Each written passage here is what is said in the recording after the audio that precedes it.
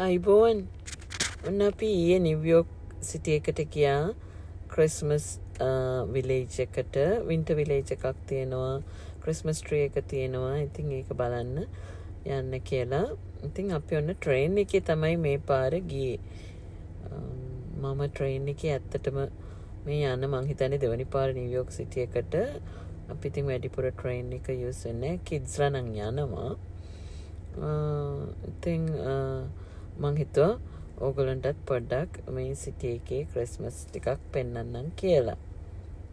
ඉතින් train ride එක මේ නෝමල් ට්‍රේන් එකක් අපි NJ Transit එක තමයි ගන්නෙ නිව් ජර්සි ඉඳලා නිව්යෝක් යනකම් 40 minutes විතර රයිඩ් එකක් තමයි අපිට තියෙන්නේ.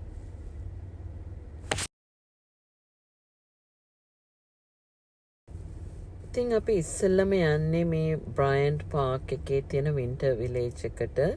මේක තියෙන මෑන්හටන් වල සිටි එක මැද.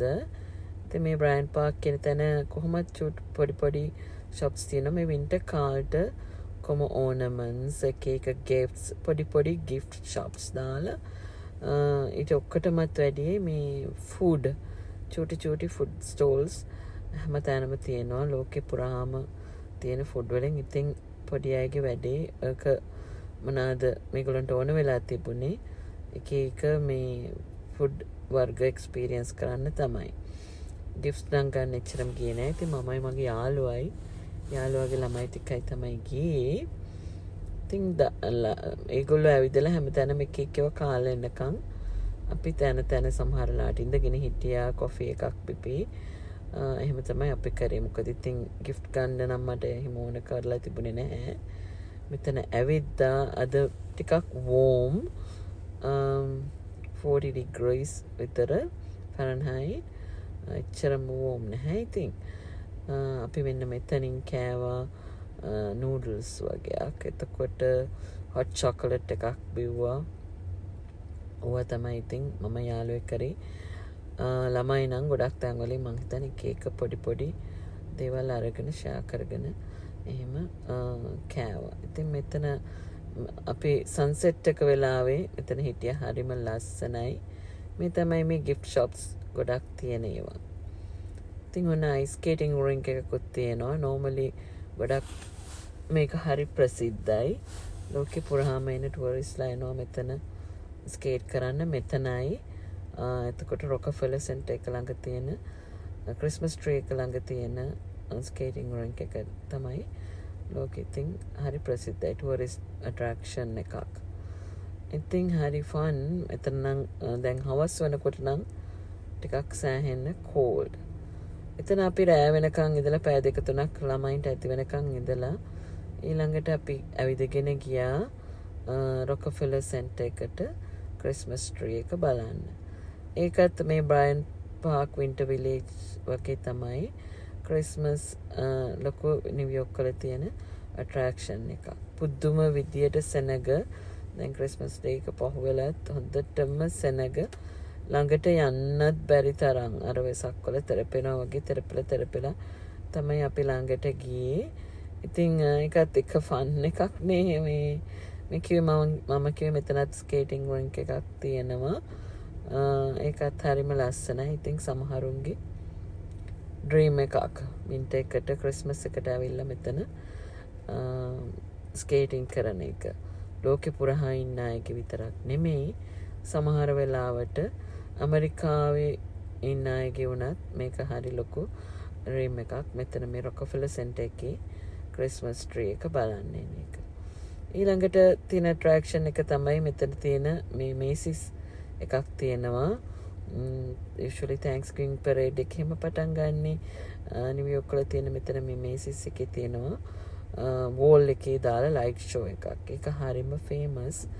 පහුගිය අවුරුදු 2-3ක් මේ ලයිට් ෂෝ එක තිබුණේ නැහැ. දැන් ඊට පස්සේ තමයි කොවිඩ් වලින් පස්සේ තිබුණාද නැද්ද කියලා මතක නැහැ. මම හිතන්නේ තිබුණා. කොමාරි ආයිත් මේ අවුරුද්දේ දැන් මේ ලයිට් ෂෝ එක තියෙනවා. ඉතින් ඒකත් every 3 to 4 minutes මේ ලයිට් ෂෝ එක තියෙනවා. හරි ලස්සනයි. ඒකත් ඉතින් ලොකු ඇට්‍රැක්ෂන් එකක් තමයි.